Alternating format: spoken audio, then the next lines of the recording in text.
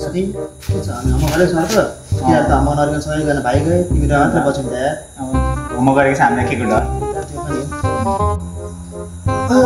math पढाउन सराएछ मैले परीक्षा बाबा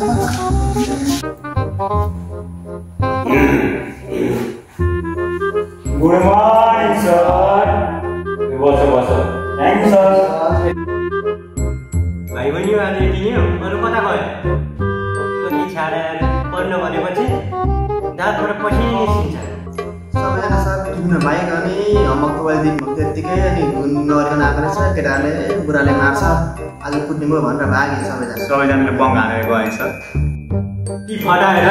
मैले भोलि जानेको छु मेरो होमवर्क भन्ने बित्तिकै सबैजना भाग्छन् प्रिन्सिपल त थाहा हुन्छ मदेखि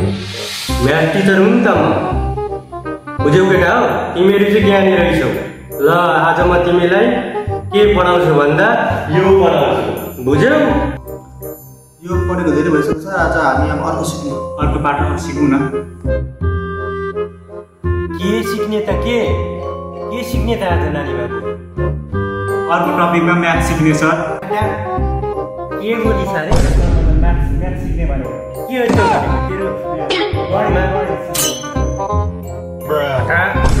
इंग्लिस बोल्न आउँदैन म्याथ सिक्ने भनेको आँसुको झोलाएर बुढोले मेरो कानै छुट्याइदियो त्यति केटाहरूले क्लास बङ्क त हान्दैन हाल्नु पर्नेछ म पनि के बोलेको अरे भाइले के बोलेको अलिक सुनिनँ मैले हाँसुस गरेको पढाउने बेला